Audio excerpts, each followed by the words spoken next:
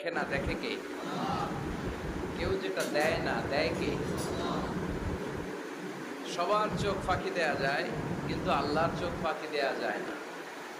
এজন্য মুমিন বিশ্বাস করে আল্লাহ ইজ ওয়াচিং মি, আল্লাহ সুবহানাহু ওয়া তাআলা ইজ অবজার্ভিং মি।